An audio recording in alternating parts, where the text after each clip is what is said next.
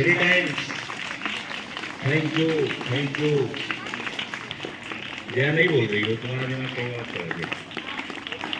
दिमाग तो यही रखो, इसीलिए पूछा जाता है एनीथिंग, माने कोई टेंशन हो, कोई दिमाग में खुराफात चल रही हो, वो दिमाग कहीं आपसे ज्यादा मैं पढ़ता हूं। इसका मतलब है कि जीवन में लर्निंग हमेशा रहती है, मरते काम करते हैं। दूसरी तरफ दिमाग न जाए, देखो नंदिनी है और वो है एजुकेशन, फिर नॉलेज। मैं एमए कर रहा था, दूसरी समय मैंने प्रतिज्ञा किया था कि मैं इतना नॉलेज रखूंगा जितना संभव है, जितना मैं कर सकता हूं। तो जब तक आप टारगेट नहीं बनाएंगे, इंटेंशन नहीं रखेंगे, तब तक नहीं होगा। ये छोटे पद से ही हो जाना चाहिए। तो ये नॉलेज है, फिर स्किल है। जब तक आप पास कोई स्किल नहीं रहेगी, तब तक कोई पूछेगा नहीं। वैल्यू आपकी तभी बढ़ेगी जब आपके पास कोई एक ऐसी स्किल हो जिसकी बराबरी कोई कर न सके। ऐसा सोचिए। बाकी तो दुनिया में बहुत सारे लोग हैं। और इसके बाद है फाइनेंशियल स्किल। ये जरूरी है, उस जितना जरूरी वो सब है उससे कम जरूरी नहीं, क्योंकि अगर आपके पास अर्थ नहीं रहेगा, पैसे नहीं रहेंगे, तो आप कोई काम नहीं कर सकते। हमेशा एक कोटेशन याद रखिए कि मनी इज नॉट एवरीथिंग,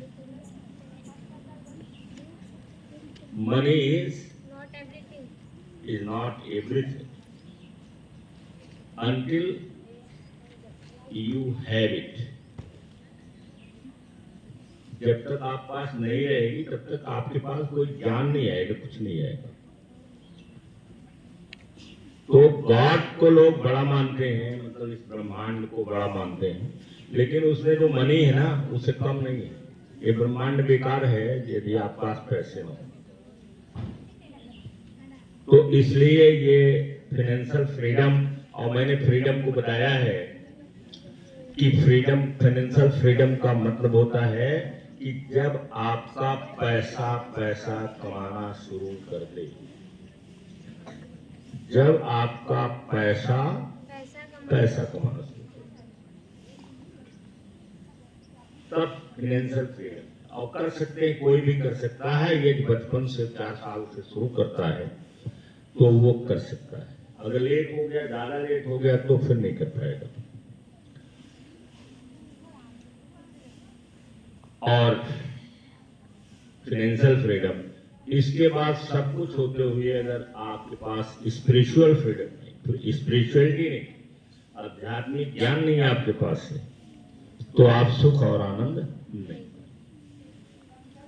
आध्यात्मिक ज्ञान होना बहुत। आध्यात्मिक का मतलब ये नहीं होता है कि पूजा पाठ करना, ये तो एक पद्धति है, उससे भी लाभ मिलता है।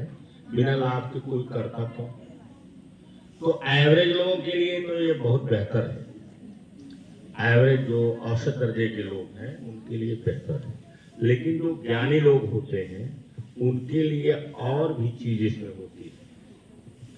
जैसे पैसे वाले दूसरे की मदद करते हैं, किसी असहाय बच्चे बच्ची को, बीमार है उसको मदद दे देते हैं। पढ़ने में ठीक है लेकिन आर्थिक स्थिति कमजोर है तो उसे पैसे दे देते हैं।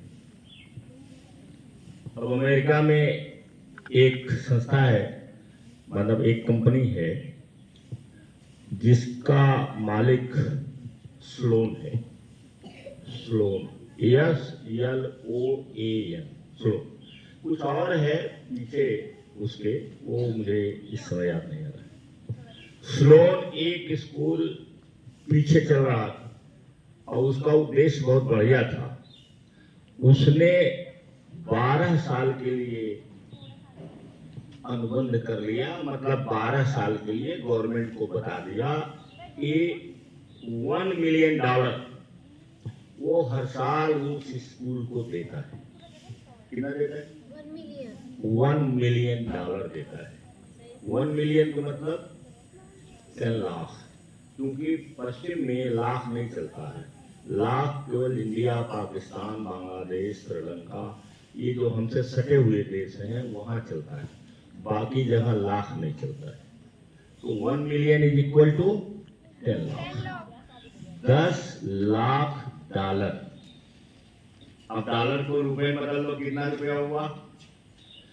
10 लाख डॉलर वो हर महीने उस स्कूल को देता है जिसमें बच्चों की देखभाल, स्कूल की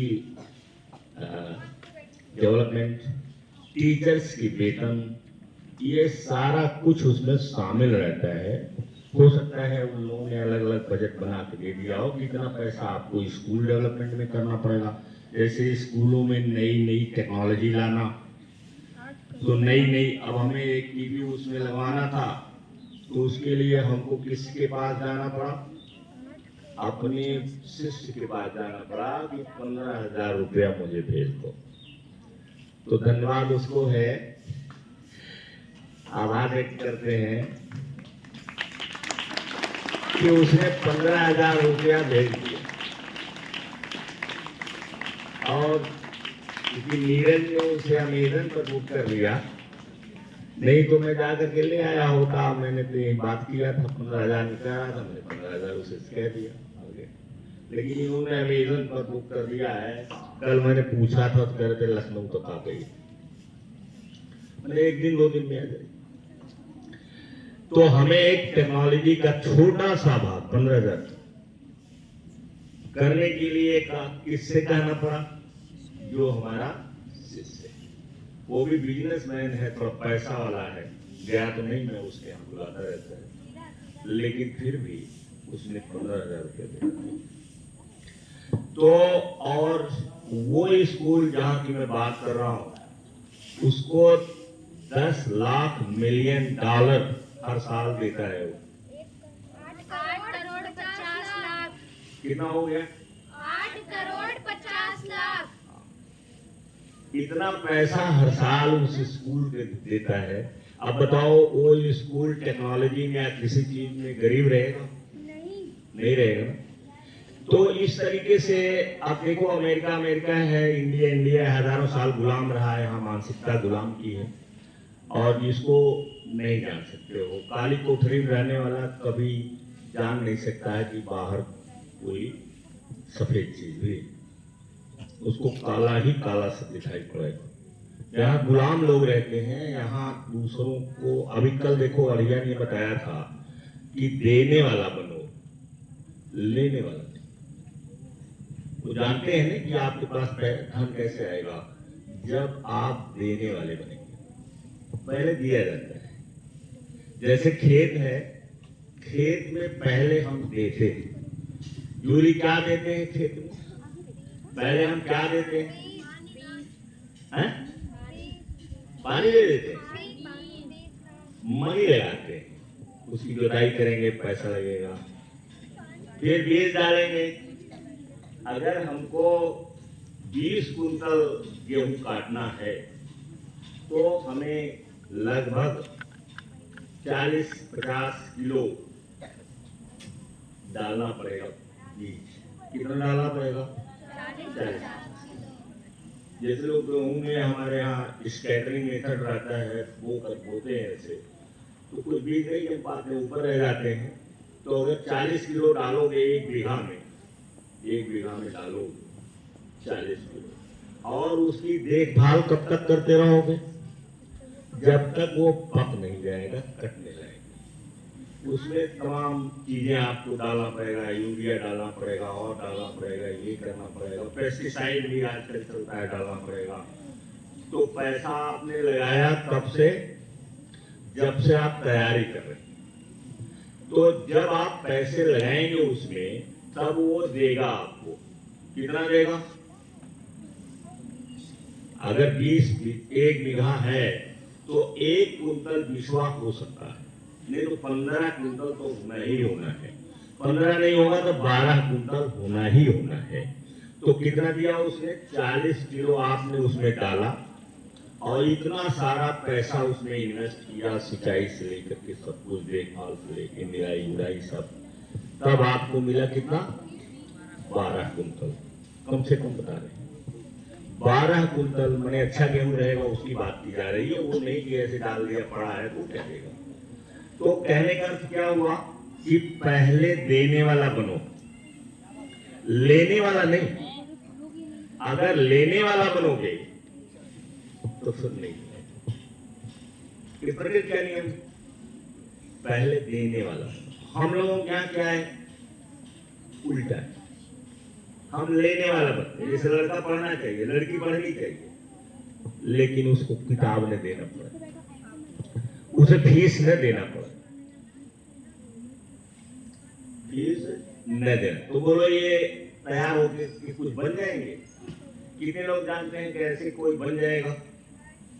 ऐसे कोई बन सकता है? जब प्रकृति का नियम है पहले दीजिए, मिलेगा 15 गुना मिल सकता है। जैसे आप पढ़ रहे हैं और बड़े ढंग से पढ़ रहे हैं, आपकी फीस, आप टाइम से जाते हैं, टाइम से आते हैं, फीस जमा करते हैं, कार्यक्रम में भाग लेते हैं और अनुशासन में रहते हैं, विद्यालय की कही हुई बात को मानते आप हैं।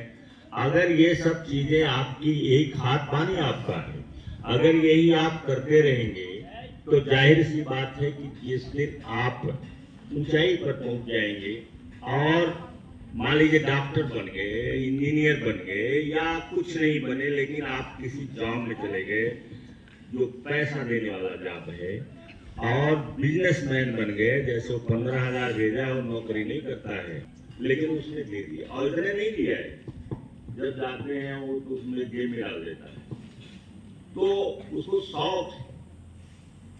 तो कहने का क्यों हुआ कि बिजनेसमैन बन जाइए, आप पैसे वाला बन जाइए, तो आपको 10 गुना 15 गुना ज्यादा मिलेगा। जितना देंगे आप उससे ज्यादा मिलेगा। वो होता है सीड की बुआई में बीज डाल रहे हैं, और वो बीज जब बड़ा होगा तो निश्चित रूप से आपको वो 10-15 गुना देगा। कोई चीज ले लो, सरसों ले लो, बोलो एक पेड़ सरसों है, एक बीज से पैदा है, लेकिन जब वो तैयार होकर के आता है, काटते आप हैं, तो एक पेड़ में सरसों कितना बीज दे देती है, कितना वो लौटाती है, कल्पना करो। देखे भी होंगे, ध्यान नहीं दिए होंगे। जैसे एक पेड़ सरसों का आपके घर के पास जाम जाए और आप उसको सुरक्षित रख दीजिए और वो बड़ा हो जाए। बड़ा होने के बाद जब समय आ जाए, पक जाए, तो उसको आप हाथ ही से रगड़ दीजिए। तो हाथ से रगड़ दीजिए तो एक पेड़ जो सरसों का है वो कितना बीज देगा? पूरा एक गरोरी भरा जाएगा। एक बीज का कितना आपको वापस मिला? कम से कम 100 बीज वापस आपको मिल गया ना? तो 100 गुना दिया धरती है। तो जब आप सीड बोएंगे तो आपको उसको कितना मिलेगा? गेहूं मिलेगा, थोड़ा हो सकता है कम मिले इस हिसाब से, लेकिन सरसों तो इतना सा मिल जाएगा, कई गुना मिलेगा। तो जैसा है, जैसे आप डॉक्टर बन गए, बढ़िया डॉक्टर, जैसे हरिया जी हैं, उन्होंने छोड़ दिया अपनी नौकरी छोड़ करके अब इसको ट्रेन करते हैं। तो ये कुछ आपने चेक किया है, हरिया डाउनलोड किया? माइंड पावर ट्रेनर हूँ, लाइफ कोच हूँ। गुणी गुरु प्लेटफॉर्म पे मैं आपका स्वागत करता हूँ। दोस्तों, जैसे मैंने कहा, मैं माइंड पावर का ट्रेनर। माइंड पावर यानी क्या?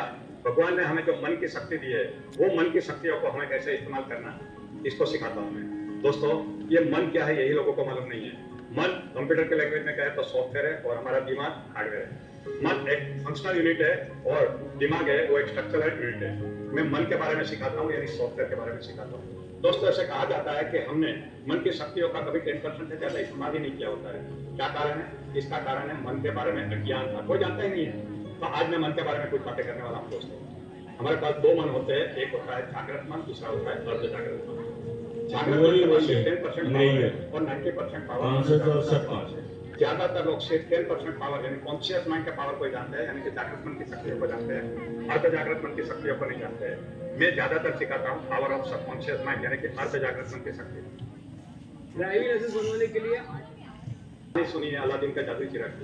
तो ये कहानी हमारे मन की कहानी है। उसमें जो जादुई चिराग था वो हमारा दिमाग था और अलादीन था वो हमारा कॉन्शियस माइंड था और सबकॉन्शियस माइंड उसमें सोया हुआ जीनी है। दोस्तों, मैं आपको सिखाता हूँ लोगों को सिखाता हूँ ये चिराग को कैसे घिसना है और उसमें से कैसे चीनी को बाहर निकालना है और उसको कैसे काम पे लगाना है। दोस्तों, आपकी बहुत सारी इच्छाएं होगी और आप चाहते हैं कि आपकी इच्छाएं पूरी हो, आपके जो भी गोल है वो अचीव करें, मगर वो तब अचीव होगा जब आप अपने चीनी को जान लोगे या अपने सबकॉन्शियस माइंड के पावर को जान लोगे, तब उसे इस्तेमाल करना है। पहले मैं आपको रिलेशनशिप बता देता हूँ कि कॉन्शियस माइंड बॉस है, सबकॉन्शियस माइंड सर्वेंट है। कॉन्शियस माइंड प्रोग्रामर है, सबकॉन्शियस माइंड प्रोग्रामेबल कंप्यूटर है। कॉन्शियस माइंड जागृत मन एक माली है, किसान है, अर्ध जागृत मन एक फलद्रुप जमीन है। अब फलद्रुप जमीन का काम क्या रहता है, जो बीज डालो उसका वो फल दे दे, पेड़ दे दे, बिल्कुल वैसा ही है। तो माली को स्मार्ट बनना है कि मुझे कौन से बीज देने हैं ताकि उसमें से अच्छा फल मिले। दोस्तों, ये सब बातें मैं सिखाता हूँ।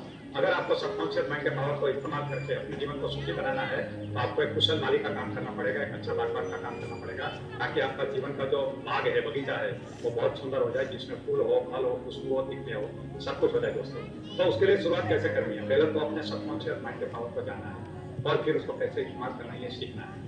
पहली बात यह है कि माली को ये डिसाइड करना है कि मुझे बगीचा कैसा बनाना है, उसमें कौन से फल चाहिए, कौन से फूल चाहिए, यानी कि हमें गोल सेटिंग करना है। गोल सेटिंग यानी हमें जीवन को सुखी बनाने के लिए क्या क्या चाहिए। तो 3 तो पिलर आपको मालूम है, एक होती है हेल्थ, दूसरी होती है वेल्थ और तीसरी होती है रिलेशनशिप। ये तीनों चीज तो हमें गोल में डालनी है। मुझे कैसी हेल्थ चाहिए, मुझे कैसे पैसे चाहिए, कितने चाहिए, घर कैसा चाहिए, गाड़ी कैसी चाहिए, बंगला कैसा चाहिए और रिलेशनशिप कैसी चाहिए और काम का सेटिस्फेक्शन कैसा चाहिए। तो ये सब चीज आपको करनी है, यानी आपको लैंड टैपिंग करना है। उसके बाद आपको क्या करना है, ये खड्डा खोदना है, जमीन के अंदर बीज डालना है।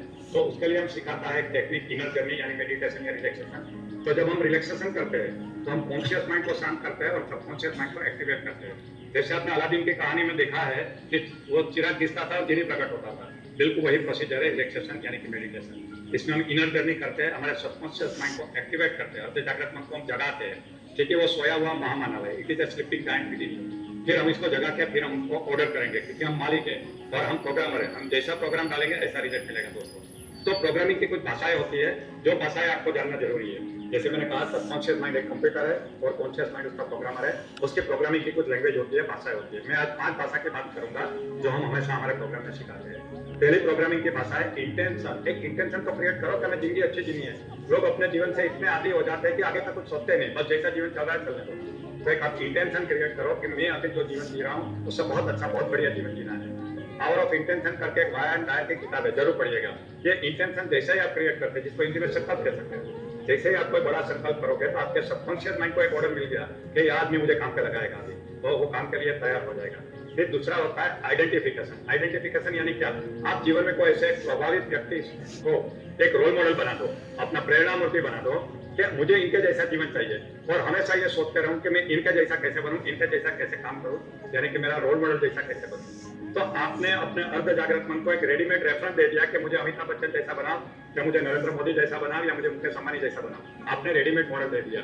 इस लैंग्वेज को कहते हैं कि आइडेंटिफिकेशन। तीसरी लैंग्वेज होती है विजुअलाइजेशन यानी कल्पना की भाषा। दोस्तों, जैसे आप अभी टीवी स्क्रीन पे मुझे देख रहे हैं, ऐसा यहाँ पे भगवान ने एक स्क्रीन दिया है, मेंटल स्क्रीन। वहां पे आपको क्या करना है, विजुअलाइजेशन करना है, यानी मनोचित्रण करना है, चित्र देखना है, कल्पना चित्र देखना है। कौन से चित्र देखने हैं, आपके जो भी बड़े बड़े सपने हैं वो सपने पूरे हो चुके हैं, ऐसा यहाँ पे चित्र देखना है, जिसको अंग्रेजी में कहते हैं विजुअलाइजेशन। जितना जल्दी आप विजुअलाइजेशन सीख लोगे और उसकी मास्टरी करोगे ना, जितना आपके जीवन में परिवर्तन आएगा। ये बहुत पावरफुल वेपन या तो ब्रह्मास्त्र भगवान ने हमें दे दिया है। दोस्तों, ये सिर्फ विजुअलाइजेशन का वेपन ही आपका जीवन बदल देगा। मैंने विजुअलाइजेशन के ऊपर तो पूरा एक वर्कशॉप डिजाइन किया है, जो पूरा दिन में सिर्फ विजुअलाइजेशन का विज्ञान सिखाता हूँ। और मेरी किताब भी है, जिसकी एक ही आदमी ने 5 लाख कॉपी खरीदी है। ये सब पहली बार रिकॉर्ड है कि एक ही सब्जेक्ट की एक ही ऑथर के एक ही आदमी ने 5 लाख कॉपी खरीदी हो। दोस्तों, ये किताब का नाम है विजुअलाइजेशन। तो विजुअलाइजेशन का विज्ञान आप जितना जानोगे उतना आपका लाइफ बिल्कुल सिंपल होता जाएगा, लाइफ में से स्ट्रगल ही चली जाएगी। और मेरे जीवन में तो कुछ ऐसा हुआ है कि बियॉन्ड विजुअलाइजेशन हुआ है, क्या मैंने याद भी नहीं है कि मैंने कब विजुअलाइज किया था और हुआ था। तो आपको विजुअलाइजेशन नाम की टेक्निक को मास्टरी करनी है। और एक होती है एफर्मेशन की टेक्निक। एफर्मेशन यानी स्वसूचन। हम डेली लाइफ में जो भी बोलते हैं वो हमारे जीवन को प्रभावित करता रहता है, हमारे सबकॉन्शियस माइंड को प्रभावित करता रहता है। तो हमें कभी भी ऐसे नेगेटिव शब्द नहीं बोलना है, क्योंकि नेगेटिव शब्द जितने बार हमारे मुंह से निकलेगा, बाहर की दुनिया तो सुनेगी मगर आपका अर्ध जागृत मन भी अंदर सुनेगा, जो आपके जीवन में नेगेटिव घटनाएं क्रिएट करेगा। अब जिसको सुनना होगा वो उसमें सुन लेगा कि कोई खास इज्जत नहीं रहेगी।